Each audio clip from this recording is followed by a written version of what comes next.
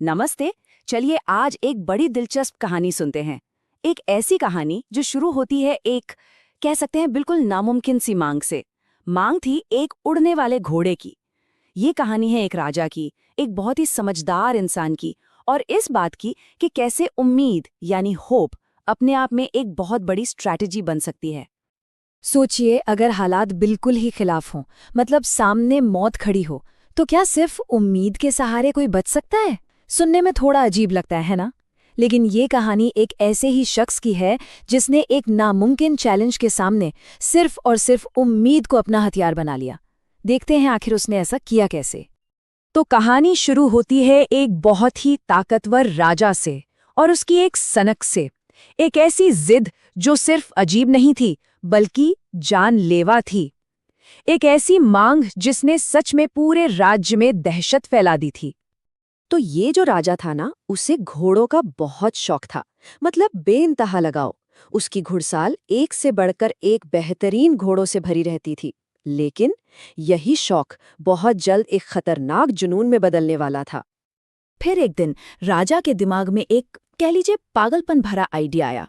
उसने सोचा, क्या हो अगर मेरा घोड़ा उड़ने लगे।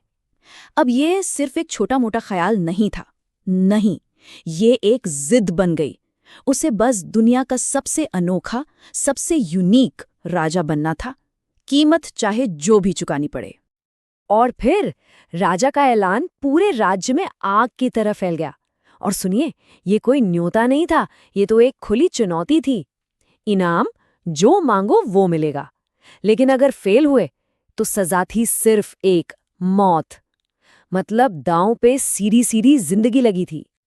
अब राजा का ये ऐलान सुनकर तो पूरे राज्य में जैसे सन्नाटा पसर गया। भाई मौत का डर था, कौन आगे आता, कोई हिम्मत ही नहीं कर रहा था।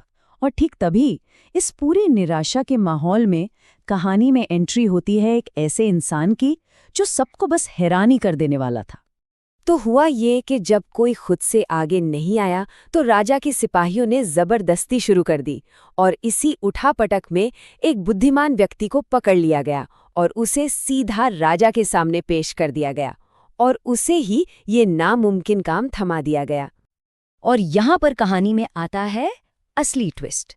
सबके तो होश ही उड़ गए जब उस आदमी ने बिना एक पल भी सोचे ये काम करने के लिए हाँ कर दी। उसने बड़े आराम से कहा, महाराज क्यों नहीं, मैं आपके घोड़े को उड़ना जरूर सिखाऊंगा। बस इतना सुनना था कि पूरा दरबार एकदम सन्न रह गया। लेकिन सबसे ज्यादा हैरान और परेशान कौन थे? उसके अपने शिष्य। उन्हें तो अपनी आंखों और कानों पर यकीन ही नहीं हो रहा था। उनके लिए तो गुरु का ये फैसला मतलब सीधे सीधे मौत को दावत देने जैसा था। आखिर वो जानते थे कि ये काम तो हो ही नहीं सकता, ये तो नामुमकिन है। लेकिन उस बुद्धिमान व्यक्ति के दिमाग में कुछ और ही खिचड़ी पक रही थी। हाँ, उसने राजा का हुक्म तो मान लिया, पर साथ ही एक बहुत ही जरूरी, एक बहुत ही क्रूशल शर्त भी रख दी। और वो शर्त थी समय की। जी हाँ, उसने इस नामुमकिन से काम को करने के लिए राजा से पूरे 5 साल का वक्त मांगा, और ये भी कहा कि इन 5 सालों में उसे कोई तंग नहीं करेगा, कोई डिस्टर्ब नहीं करेगा।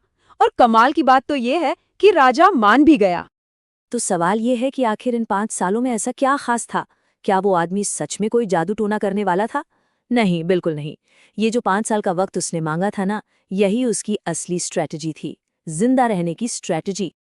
जब उसके घबराए हुए चेले उसके पास पहुंचे और पूछा कि ये क्या किया, तो उसने बस मुस्कुराकर समझाया। उसने कहा, देखो, परेशान मत हो, 5 साल बहुत लंबा वक्त होता है। पहली बात तो ये है कि हो सकता है इन 5 सालों में राजा ही ना रहे, राजा नहीं तो उसका हुक्म भी नहीं। दूसरी बात, हो सकता है ये घोड़ा ही मर जाए तो काम अपने आप खत्म। और तीसरी, कौन जानता है, क्या पता मैं ही अपनी मौत मर जाऊं नेचुरली। तो उसने फौरन मौत को गले लगाने के बजाय उम्मीद को चुना, समय को चुना।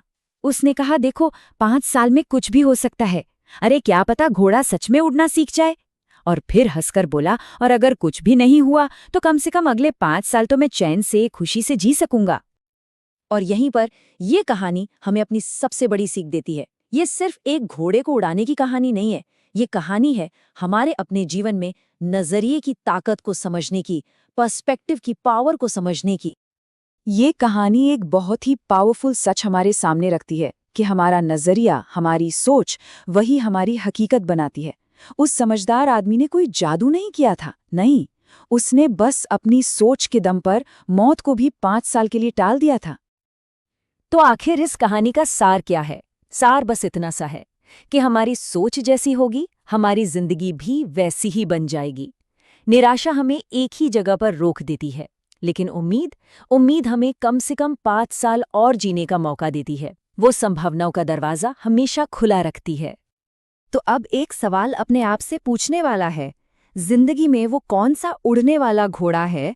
मतलब वो कौन सी ऐसी नामुमकिन सी लगने वाली चुनौती है जिसे शायद सिर्फ अपना नजरिया बदलकर एक अलग पर्सपेक्टिव से